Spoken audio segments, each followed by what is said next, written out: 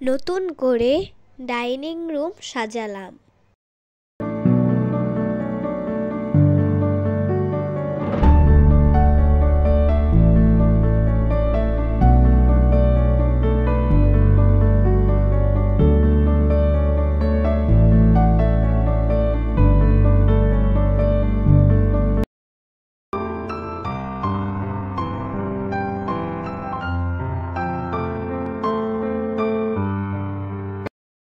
আসসালামু আলাইকুম, কেমন আছো বন্ধুরা? আশা করি ভালো আছো। আমিও আল্লাহর রহমতে ভালো আছি। চলে আসলাম তোমাদের মাঝে নতুন একটা ভিডিও নিয়ে। আজকে আমি ডাইনিং টেবিলটা নতুন করে সাজাবো। আমরা কিছুদিন আগে উত্তরা গিয়েছিলাম, সেখান থেকে আমরা একটা সুন্দর টেবিল রানার নিয়েছি, গোল্ডেন কালার টেবিল রানার। আমি আজকে আমার ডাইনিং টেবিলটাকে নতুন করে আরেকটা লুক দিব। আমি প্রথমে সবগুলো জিনিস উঠিয়ে নিয়েছি, তারপর ভালো করে মুছে আবার জিনিসগুলো রেখে দিয়েছি। এই যে এখন আমার ডাইনিং টেবিলটা আরো সুন্দর লাগছে। সবসময় আমার কোনো জিনিস একরকম দেখতে ভালো লাগে না। আমি সবসময় চেষ্টা করি নতুন লুক ক্রিয়েট করার।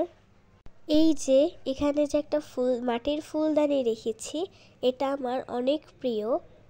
এখানে গোল্ডেন কালার পাতা আর ফুল দেওয়া, আর উপরে বিভিন্ন রঙের ফুল দিয়েছি।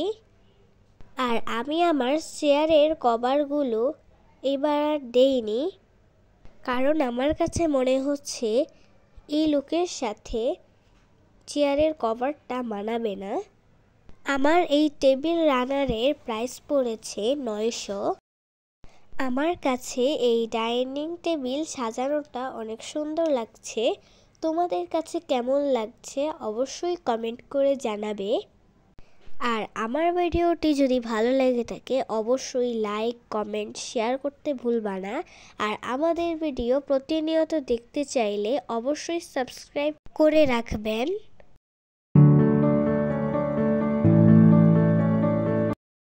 এখন আমি ছোট ছোট ম্যাটগুলা বিছিয়ে নেব, তাহলে আরো বেশি সুন্দর লাগবে। আর আমার এবারের জগ আর বাদামের বোতলটা পুরো ম্যাচিং হয়ে গিয়েছে আমার টেবিল রানারের সাথে। আর আমি টেবিলের নিচে একটা রেক্সিন দিয়েছি।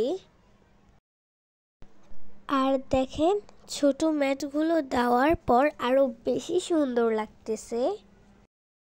সব মিলিয়ে আমার এই ডাইনিং টেবিল সাজানোটা অনেক ভালো লেগেছে, সিম্পলের মধ্যে। আমি এই জগটা নিয়েছি কিছুদিন আগে দারাজ থেকে। আর এই ফুলের জারটা আমার নিজের হাতে বানানো। এই গাছটা পানিতে অনেক দিন থাকে। আমার এই কোকের গ্লাসটা হাত থেকে পড়ে ভেঙে গিয়েছে, তাই এটা ফেলে না দিয়ে ভাবলাম একটা DIY করি। আমি নিচে দিয়ে দিয়েছি কিছু পাথর আর কিছু পুঁতি। নিজের হাতে বানানো, তাই নিজের কাছে অনেক সুন্দর লাগে। আজকে এখানেই বিদায় দিয়ে নিচ্ছি। পরে নতুন অন্য কোনোভাবে সাজালে আপনাদের সাথে শেয়ার করব। সেই পর্যন্ত ভালো থাকবেন, সুস্থ থাকবেন। আল্লাহ হাফেজ।